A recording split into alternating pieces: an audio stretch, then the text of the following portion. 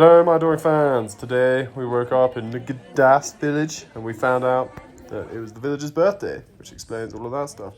And then we went on a village tour. So this is the view from the mosque, and this is the mosque.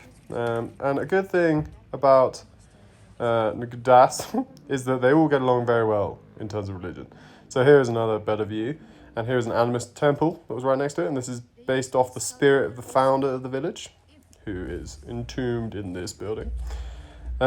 But yeah, they all get along so well, so much so that people from Jakarta come along and study this place because they're so amazed.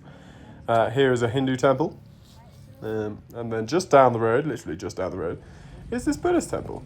So that was our little village tour. It's pretty fun. We also saw a school, but it felt a bit weird recording school children.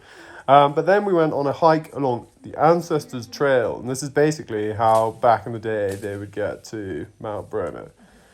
And the whole time we were behind the machete men. They were doing good work. Maddie and I were at the front, so we got front row seats for that. And the first part of the walk was through a jungle, and then the second part, once we kind of crested that, was through this like long grass stuff and some ferns. Looked pretty cool, you know, good landscape, love good landscape. Here's a little like cliff ravine thing that I didn't fall down, and nor did anyone else, which was excellent. And then we got to the top. And it's kind of the edge of a crater. I'm not sure.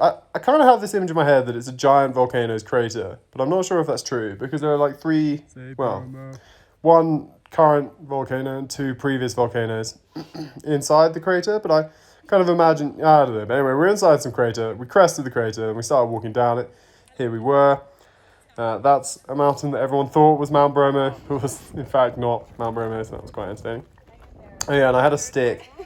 And then I found it really fun to just stab the ground with my stick. Then we got in a little jeep which drove us across the sea of sand, as it's called. And here you can see the sand that is the sea. And they have this long like train line of like shops at the base of Mount Bromo. And I promise you, Mount Bromo is behind that cloud. So it started to emerge after we'd had some lunch and waited around a bit. And then we started walking towards it. I'm proud to report that Maddie and I were the first to get up. Out of our group, we had the pace. I specifically was the first, but it was a team effort. It wasn't. I won. But at the end, they had some steps. Steps were actually like surprisingly hard. But then at the top, it was pretty cool.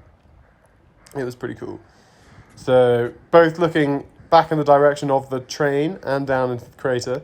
It wasn't actually a train, but you know the thing I'm calling a train.